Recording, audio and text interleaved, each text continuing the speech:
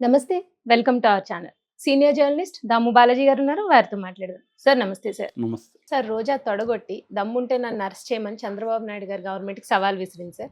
అయితే లోకేష్ చాలా ఆగ్రహంగా ఉన్నారు అరెస్ట్ చేయాలి అని. కానీ చంద్రబాబు నాయుడు ఆపుతున్నట్టు అంటే ఇప్పుడు అరెస్ట్ చేస్తే కనుక సింపతి క్రియేట్ అవుతుంది అని ఆపుతున్నట్టు న్యూస్ వచ్చింది సార్. ఇది ఎంతవరకు నిజం? నిన్న రోజా నగరిలో వైసీపీ సమీక్షా సమావేశంలో హ్మ్. పాల్గొనింది. ఆ సందర్భంగా ఆమె ఫుల్‌గా రెచ్చిపోయింది. హ్మ్. అదిప్పుడు బాగా వైరల్ అవుతుంది. అంటే మామూలుగా ప్రభుత్వం వచ్చిన తర్వాత కొంతమంది నాయకులు సైలెంట్ అయిపోయారు. హ్మ్. అప్పట్లో అవును సార్. వైసీపీ తరపున ఫైర్ బ్రాండ్స్‌గా ఉన్న వాళ్ళల్లో ఫ్రంట్‌లో ఉండే వాళ్ళల్లో రోజా హ్మ్. ఒకరు.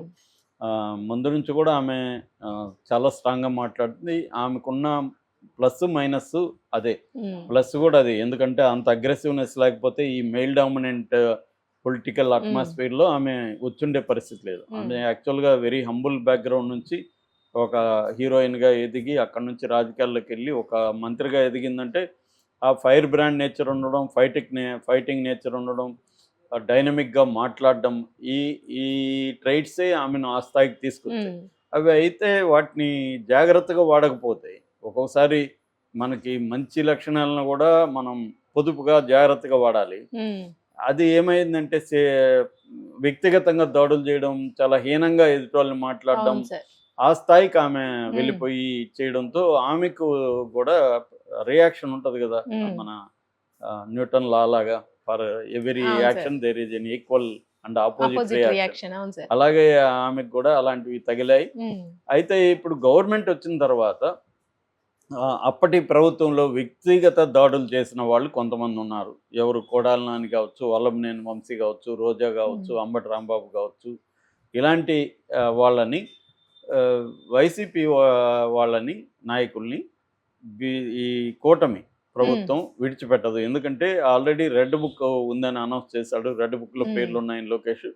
వీళ్ళ మీద పగ తీర్చుకుంటారనేది అందరూ గూడా ఎక్స్‌పెక్ట్ జేశారు. హ్మ్. కానీ దానికి భిన్నంగా కొంతమంది ముఖ్యంగా కేడర్ మీద, సోషల్ మీడియా మీద మాత్రమే ఇప్పటివరకు క్రాక్ డౌన్ మొదలైంది. కొంతమంది సెలెక్టివ్ అధికారుల మీద, ముఖ్యంగా సీఐడీ అధికారులు, కొంతమంది అధికారుల మీద, పోలీస్ అధికారులు, కొంతమంది ఐఏఎస్ అధికారులు ఇలాగా బ్యూరోక్రాట్ సిస్టమ్‌లో ఉండి హ్మ్. కొంతమంది మీద వైసీపీలో ఉన్నప్పుడు రెచ్చిపోయి తెలుగుదేశం శ్రేణుల్ని, నాయకుల్ని వేధించిన అనేక మంది అందరిని కూడా కాదు అక్కడ కూడా. హ్మ్.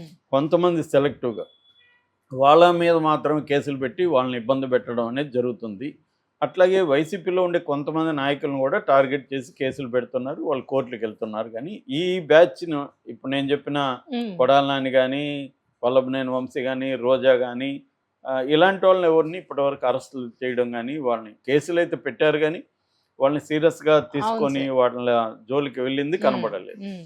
ఈ టైంలో కొంత సైలెంట్ కూడా అయిపోయారు వీళ్ళు. కొద్దిగా ఇప్పుడు కొడాలి నాని ఈ మధ్య మాట్లాడట్లేదు. వల్లభనేని వంశీ మాట్లాడట్లేదు. రోజా కూడా రోజా. కొంతకాలం అవును సార్. మాట్లాడలేదు. హ్మ్.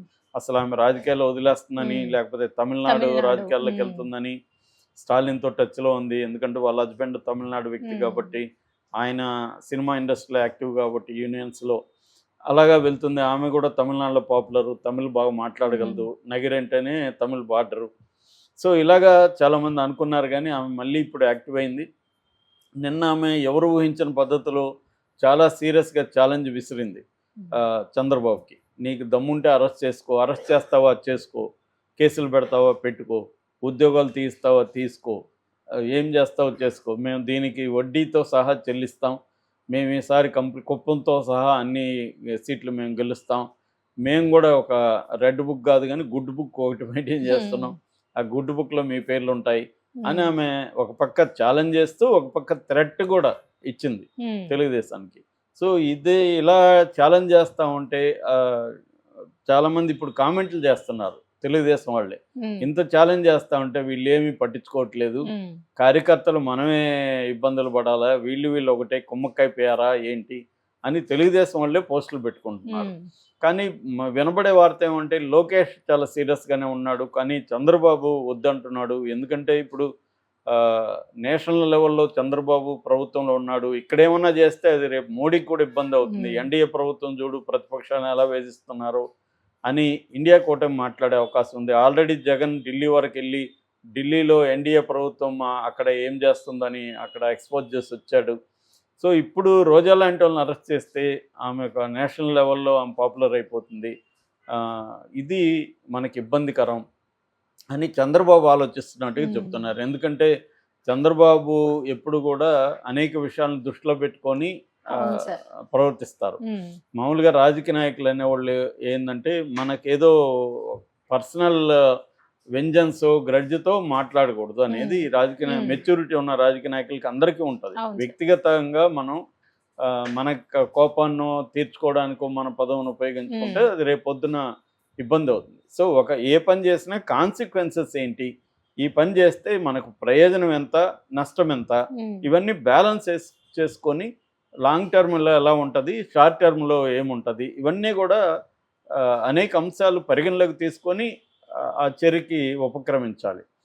అది సీజన్డ్ పొలిటీషియన్ అయిన చంద్రబాబుకు తెలిసినట్టుగా లోకేష్కి తెలియకపోవచ్చు. లోకేష్ యంగ్ బ్లడ్, రెండోది మనం పవర్ ఉంది, మనం పవర్ ఉన్నప్పుడు కూడా చేయకపోతే, రెండోది లోకేష్ని కూడా కార్యకర్తలు నాయకులు కూడా లోకేష్ని ఎక్కువగా ప్రెజర్ చేస్తారు. ఏం సార్ మీరు అప్పుడంతా రెడ్ బుక్ అన్నారు, ఇంకోటి అన్నారు, ఏం చేశారు, వాళ్ళు ఇట్లా ఎక్కడ చూసినా ఇదే ఉన్నారు. ఇప్పుడు ఈ మధ్యకాలంలో ఈనాడు జ్యోతి కూడా వైసీపీ వాళ్ళు ఎక్కడెక్కడ ఇప్పటికీ పెత్తనం జలాయిస్తున్నారు, ఇప్పటికీ అక్రమాలు చేస్తున్నారు, వైసీపీని సపోర్ట్ చేసే గతంలో సపోర్ట్ చేసిన ఐఏఎస్ ఐపీఎస్ అధికారులు ఇప్పుడు కూడా ఎలాగా ప్రవర్తిస్తున్నారు, ఇవన్నీ రాసుకుంటూ వస్తున్నారు.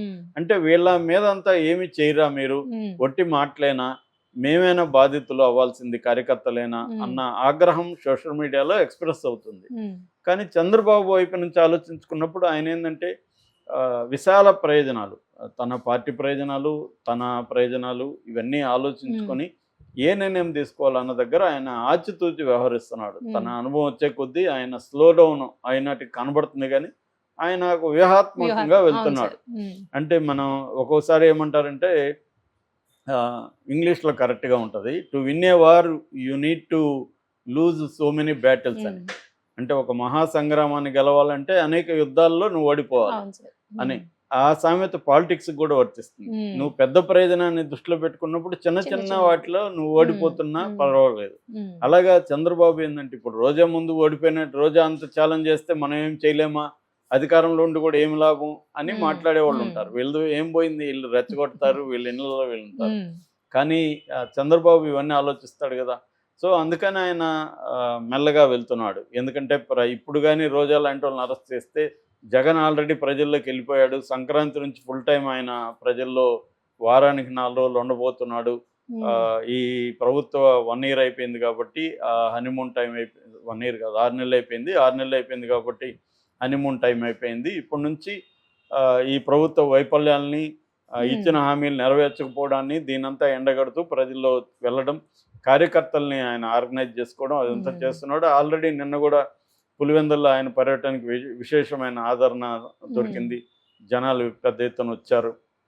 అంటే ఆల్రెడీ ప్రజల్లో ఒక చిన్న మార్పుని గమనిస్తున్నారా. ఆంధ్రజ్యోతి ఎడిటోరియల్లోనే ఆయన రాధాకృష్ణ కూడా ఈ ప్రభుత్వం పట్ల ప్రజల్లో ఇప్పటికీ అసంతృప్తి లేదు, సంతృప్తి కూడా లేదని రాశారు.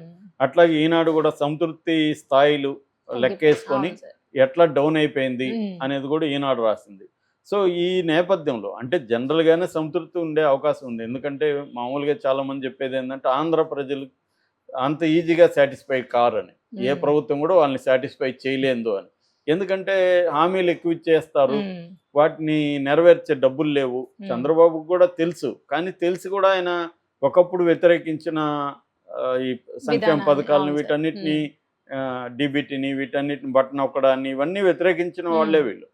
కానీ ఎలక్షన్ ముందు అంతకంటే ఎక్కువ ఇస్తామని, అంటే జగన్ 70,000 కోట్లు ఇస్తే నేను 1,20,000 కోట్లు, 1,20,000 కోట్లు ఇస్తానని ఈయన ప్రకటించేసరికి జనం ఇటు వచ్చారు.